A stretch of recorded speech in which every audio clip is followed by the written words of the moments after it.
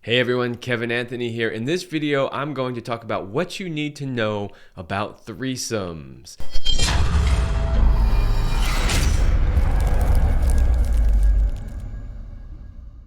But before I do that, please make sure that you like, share, and subscribe. Doing so greatly helps the channel. Okay, this one comes to me from a viewer, and she wanted to know if I could talk a little bit more about threesomes. Now, Selena and I did do a show quite a while back on the Love Lab podcast, an entire episode dedicated to threesomes.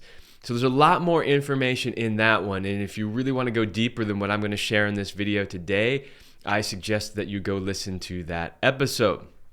However, in this video, I'm going to lay out a few important things that people should know before they get into their first threesome. Or maybe they've had one or two, but they didn't quite go so well. Okay, number one, most men assume that a threesome is going to be two women and one man.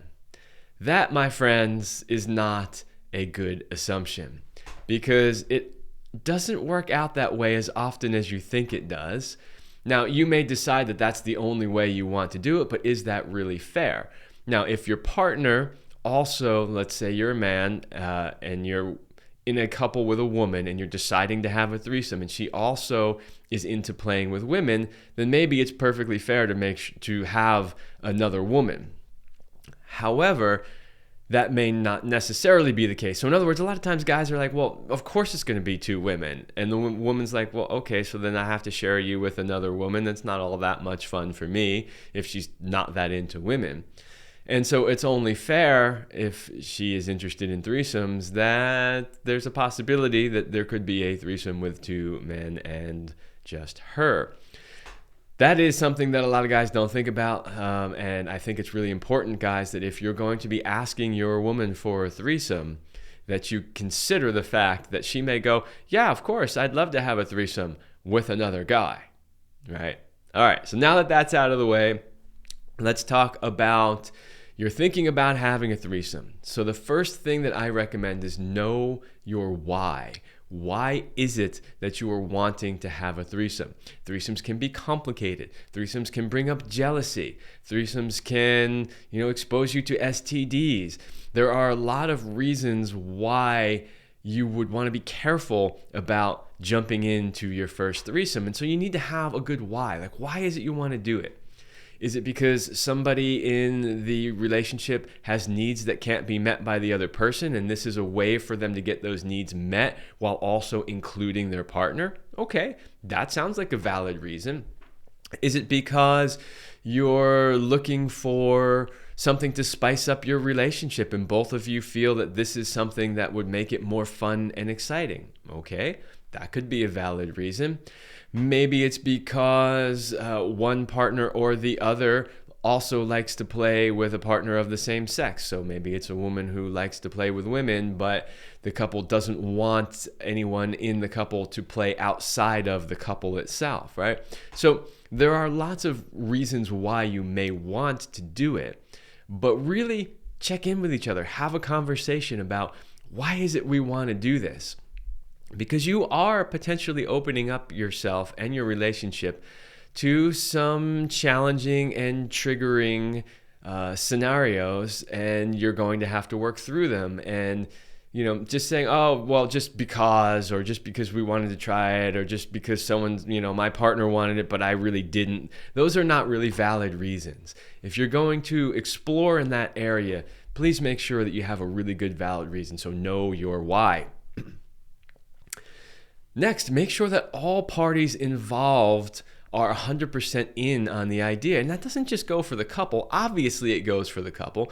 But for what is often referred to as the unicorn, the third person, you need to make sure that they're totally on board with this too, that everybody involved understands the dynamics. Like, here's what we want to get out of this threesome. Because sometimes couples are like, well, we just want a plaything. And maybe the third person is like, well, I'm not really interested in just being a couple's plaything. I would like to actually have a relationship with them, right? So you need to make sure that everybody's on the same page and that you're all 100% in on the experience. Next, you want to make sure that you're communicating really, really, really well. This is so important when it comes to doing something like a threesome. You need to communicate before, during, and after. So before, communicate all of those things, what your why is, what your boundaries are, what you want to get out of it, what are your absolute yeses, what are your absolute nos, right? All of that stuff has to be communicated beforehand. During, you want to make sure that you're communicating how you're feeling in the moment. If something's not working for you, you need to speak up and use your words and say, hey, this isn't working for me. Can we slow down? Can we stop? Maybe we need to stop altogether, but you need to be communicating all of those things in the moment. And then, of course, after as well.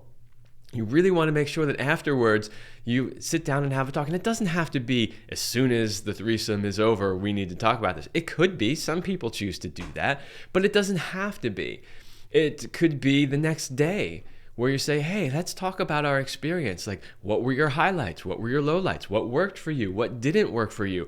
Are you interested in continuing this, or was that enough, right? You want to talk about all of those things. The communication here is so, so important. Next, make sure that anyone involved in the threesome can call it off at any moment. And that's really important, especially for women who often feel a little bit more vulnerable in these situations. They feel like, well, once I say yes and I get started, now I have to go through with it. Now I have to do whatever I said that I was okay with doing. No, you don't. And if you have listened to the Love Lab podcast episode on what is consent and how to do it right, we go really in depth about this particular topic. So you can change your mind at any time, and that has to be one of the rules. If you said, yeah, I wanted to do a threesome and I was attracted to this individual, and you get in the moment and you freak out and it's not working for you, you need to be able to say, stop. This is not working for me. I'm sorry. I thought I could handle it, but I can't, so we need to stop. You also want to make sure that you reassure your partner that they are the most important. And I don't mean to create a hierarchy between partners and the third person, but what I mean is the relationship has to be the priority. Because if it's not, this is where the jealousy comes in, where a couple goes into a situation like this and one or the other doesn't feel like the other person is really making the relationship a priority, and then they start to have fear and jealousy about, well, what if they leave me for the other person? What if sex with them is better? What if they have a better connection and then I end up being the odd person out, right? All of that stuff comes up, and it's perfectly normal. So it's your responsibility to reassure your partner that no matter what happens, I am committed to you. I'm committed to this relationship. I'm not going to, run off with this person we decide to have a threesome with just because the sex is good. Like, I am committed to this relationship. That is really, really important.